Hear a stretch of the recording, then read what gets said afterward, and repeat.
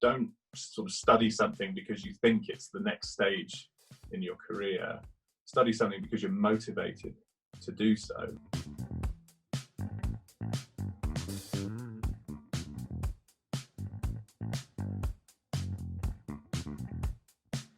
So I'm Alex Brazier.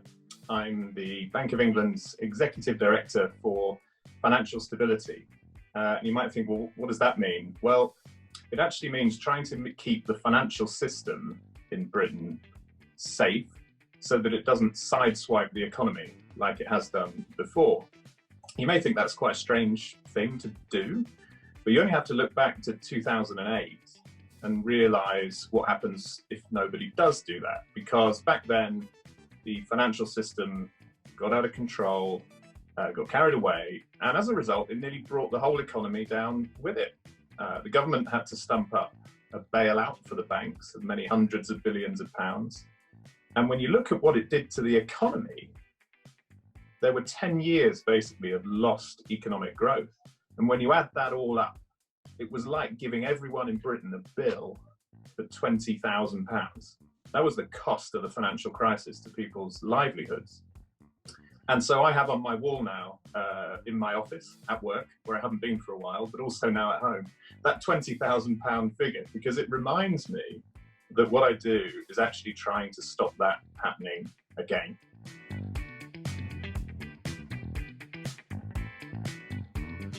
I lead about 150 people at the Bank of England who work on a whole variety of things, like stress testing banks. That's like a crash test for the banking system. So when someone develops a new car, you see these tests where people drive it against the wall with dummies in to check that the airbags are safe and there's enough safety features. We do that with banks to make sure that if there is a sort of economic crash, that there are enough airbags in the system that the rest of us are protected.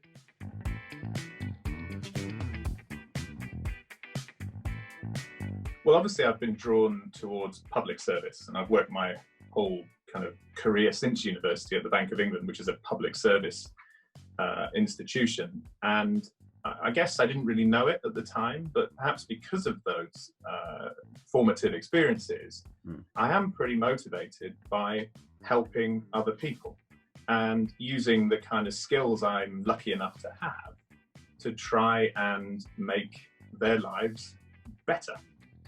Or at least in the context of that experience I had, not make their lives worse. And to me, it seemed that if someone who, was lucky enough to be able to grasp these things and lucky enough to be able to use numbers like that could make a difference, I wanted to make that difference. And actually, it's that kind of gets me out of bed each morning, I think, particularly on the dark mornings, when it's really tough and difficult to bounce out of bed. Is that sense of making people's lives, hopefully, a bit better than they would otherwise be.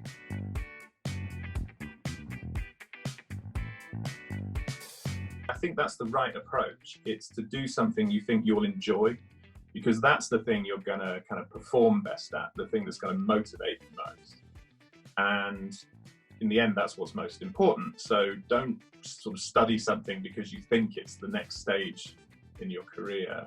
Study something because you're motivated to do so, and go to university if you want to, because you're motivated to do so, not just because you think it's the thing you ought to do.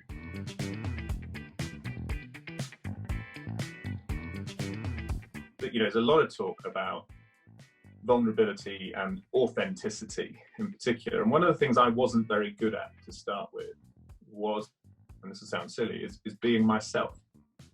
I thought that being a leader meant you had to be kind of faultless, almost sort of monarchical and slightly mysterious, and then people would have respect for you and look up to you. This is, of course, complete rubbish. What people respect is someone who is themselves.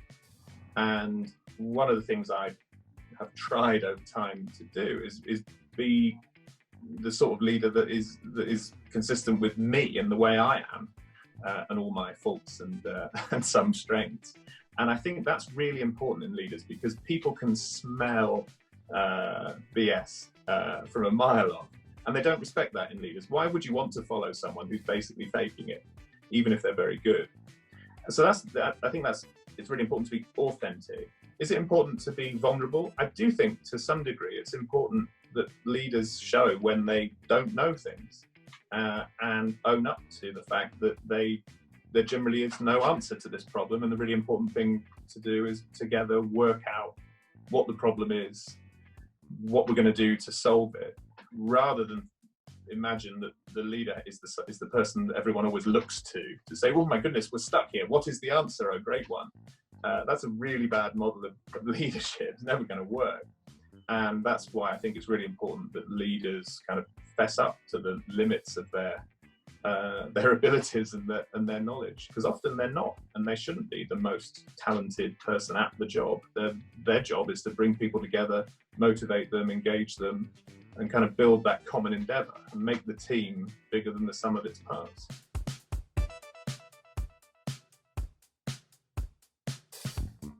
I think we all have to learn to live with uncertainty and change and be able to adapt in it. So it's a kind of key skill that people are being forced to learn certainly earlier than I learned it.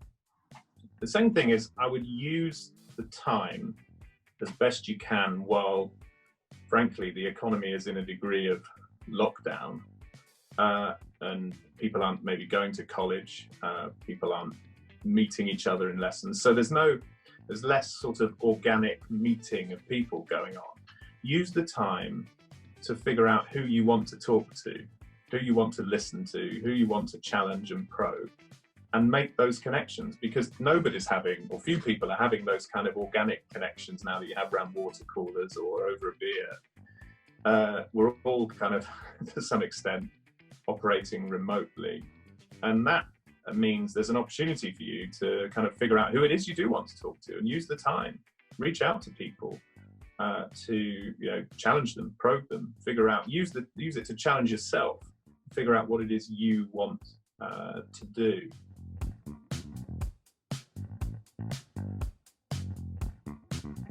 I would say it's made me think or reinforce two things. One is the importance throughout your career of being prepared to screw up, being prepared to fail, being prepared to make a fool of yourself every now and then, maybe like I have today.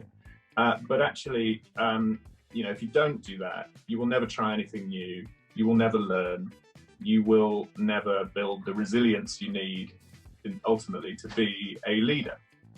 And so, however, whatever stage you're at, don't be afraid of screwing stuff up, of failing. Frankly, failure is not a bad word. It's whether you pick yourself up and learn from it that matters. And I think finally, I would just say that leadership is not something that you acquire by reading books. It's like playing the piano. You just have to have a go at it. And like me, you have to screw it up probably a few times and learn as you go, and listen to people, adapt, and never think that you're the finished article.